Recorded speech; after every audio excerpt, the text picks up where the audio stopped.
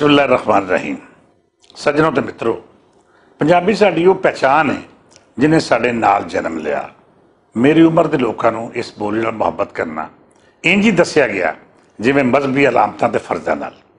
असीं मजहब, रब, रसूल ते अपने सारे इखलाकी सबक इसे बोली राही सीखे। हज़ारां वरे पुरानी अपनी रेतल नाल जुड़त होवे या तसव्वुफ दे मिठे मिठे कोट, असीं ये कोट पंजाबी दे जाम अंदर भर के पीते। मैं अपनी माँ बोली नूं जिवें मुहब्बत की या मेरी जनरेशन के लोगों लई जो उन्हां दी माँ बोली का दर्जा सी, वो अज दे नौजवान या जमन वाले पंजाबी लई नहीं। इहो वजह है कि वो सरमस्ती तो महरूम है जिहड़ी पंजाबी बोली का खास रंग है। ਉਹਦੀ इस महरूमी का जायजा लईए कि ਉਹਦੀਆਂ ਨੀਹਾਂ ਵਿੱਚ मुसलसल साजिशां ਲੱਭਣਗੀਆਂ। बदकिस्मती नाल अंग्रेज़ दौर के मुड़ तो ही पंजाबियों की अपनी माँ बोली नाल जुड़त नूं कमज़ोर बनाने ਦੀਆਂ साजिशां शुरू करती गई सन।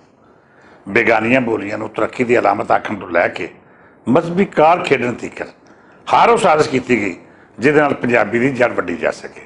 रणजीत सिंह दी अखां मीटदे ही पंजाबियों नूं ये बावर कराने की कोशिश की गई कि मुसलमान की ज़बान उर्दू ते सिखां दी बोली पंजाबी है। हालांकि इस दौर में मुसलमान के मजहबी रहनुमावां की शायरी पंजाबी बोली अंदर ही सी।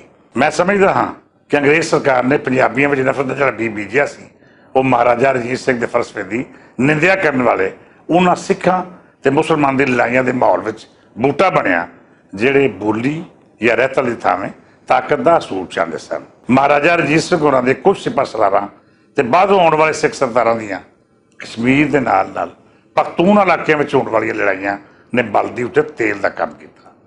इन्हां जंगजूआं इन्हां लड़ाइयां नूं पंजाबियों की लड़ाई की थावें मजहबी रंग देने की कोशिश की। इन्हां लड़ाइयां विच मसीतां साड़ियां गईयां ते लोकी मजहबी बुनियादां उत्ते कतल होए। हालांकि सिखां की अक्सरीयत अमन की प्रचारक सी, वो लोग नहीं सन चाहते कि लड़ाइयां नूं मजहबी रंग दिता जाए। जंग के मैदान का कोई कायदा कानून नहीं हुंदा, होवे भी ते तगड़ा कदी भी इस कानून नूं नहीं मनता। सिख सरदारां ने मुसलमानों के मजहबी मुकामात का एहतराम ना किया।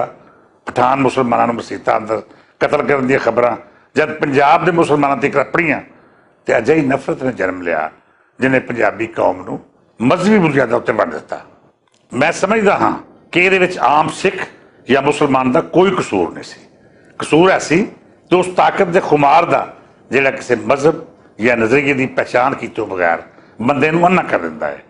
महाराजा रंजीत सिंह की हुकूमत नूं जिवें पंजाबी हुकूमत समझिया जा रहा सी, वो तासर बहुते चिर तक कायम न रह सकिया। पंजाबियों में फासले वधन लग पे। एक दूजे की मजहबी तालीमात नूं साझा रखण वालियां एक दूजे के भांडे में खाना पीना भी छड्ड दिता। असीं बहुत सारे हवाले नहीं फरोलते। अमृता प्रीतम जी की गल कर लेंदे आ जिहड़ियां लिखदियां ने कि साडे घर जब मेरे मुसलमान दोस्त आते तो उन्होंने भांडे वखरे होंदे सन, जे उन्होंने जान मगरों फिर परछत्ती उत्ते वापस रख जाते। इहो ही रवैये मुसलमानों में भी सन जिहड़े नफरत बनते बनते 47 तक अपड़े। मैं समझदा हाँ कि नफरत पालन वाले शायद 10% भी ना हो, पर मुट्ठी भर लोग वो सन जिहड़े वसायल उत्ते काबज सन।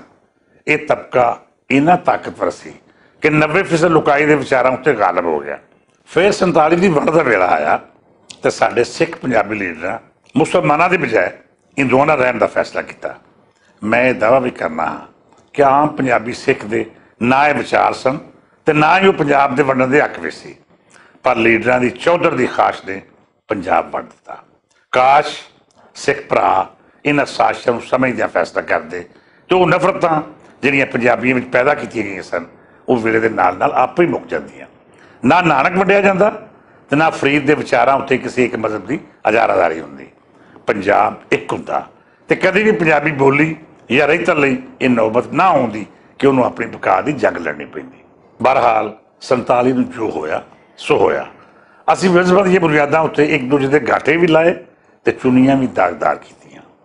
अपने अंदर पलदी नफरत की स्याही नूं पंजाब की चिट्टी चादर उत्ते रोड़ के अपने सीने के पापड़ तां बुझाए, पर यह नहीं वेख्या कि साडा की कोई सुआ हो गया। सज्जनों, असीं नफरतां ते क्रोध पाले, मजहबां दा नाम लैके नफरतां वंडियां। असीं एकमुठ नहीं सां तां ही वंडे गए। पंजाब दे टोटे होए ते अज जद असीं चढ़दे लहिंदे पंजाब की गल करते हाँ तो अखां विच आए हंझू सवाल करते हैं कि तुसीं साझा पंजाब वंडिया ही क्यों। पर साडे कोल कोई जवाब नहीं। जवाब दईए भी तो की, असीं ते अज भी नफरतां पालियां नहीं छड़ियां। पहलां असीं मजहबां की गल करदे लड़दे सां ते अज बगैर किसी वजह तो लड़ रहे हाँ। सज्जनों, अज चढ़ते पंजाब का वासी होवे या लहिंदे पंजाब का, दोवें पछता रहे हैं कि साडे तो गलतियां होईयां। असीं पंजाब वंडण दी साजिशां क्यों ना रोक सके। हिंदुस्तान इकट्ठा रहिंदा या वंडिया जांदा, पर पंजाब दे टोटे ना हुंदे। जे अज पंजाब इकट्ठा हुंदा तो फिर शायद दुनिया की कोई ताकत साथों ना साडी बोली खो सकती सी ते ना ही कोई कुत्ता बिल्ला उठ के सानू ये दसदा कि लुकाई दे मसले तां ही हल हो सकते हैं जे पंजाब वंडिया जाएगा। तो अज चढ़दा पंजाब होवे या लहिंदा, दोवां थावां उत्ते पंजाबी मुसीबतां दा शिकार है। नफरत सानू वंड के रख दिता है। होर ते होर साडा पंजाबी अज अपनी बका लई लड़ी जाण वाली जंग दे एक प्लेटफार्म ते भी इकट्ठा होण तो राजी ने।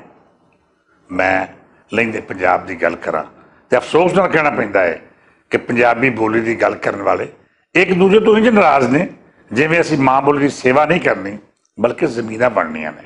मैं सज्जनां दा नां नहीं लेना चाहता, पर साडे पंजाबी आगूआं दा यह हाल है कि जेकर एक लीडर किसी थाने पैर पा जाए तो दूजे उत्थे जाण तो इंज कतरांदे ने जिवें उन्हां लई कोई मजहबी मसला बन जाएगा।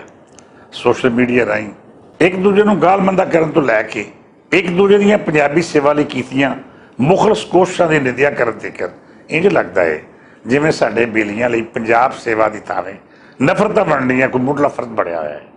मेरा मकसद हमेशा दोस्तां नूं गंढ के रखना है। मैं अपनी सारी हयाती इन्हां नफरतां नूं मुकाउण दी कोशिश करदा रहा हां। सज्जनां नूं आपस विच जोड़ के रखण लई घाटे भी खाधे पर हिम्मत नहीं हारी।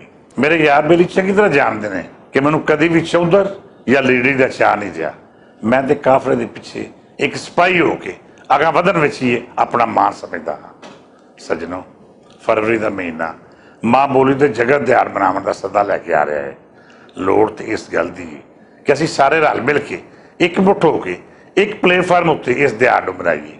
दुनिया नूं दसीए कि साडे आपसी इख्तलाफ हो सकते हैं पर माँ बोली के झंडे थले असीं सबे यकजान हाँ।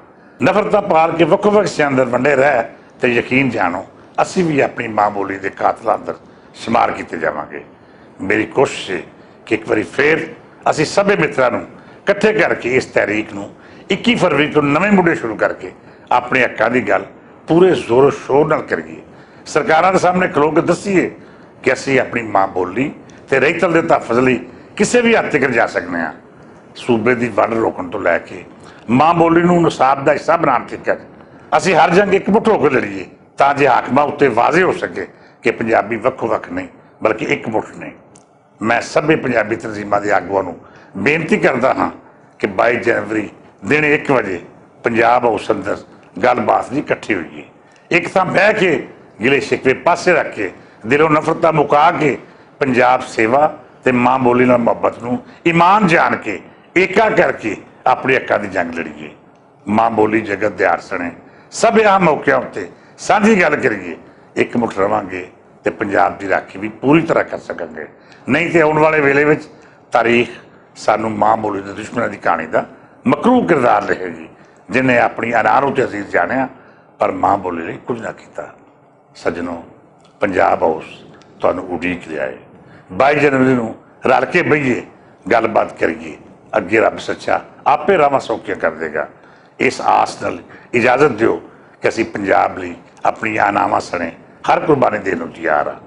सुखी वसो, रब रखा।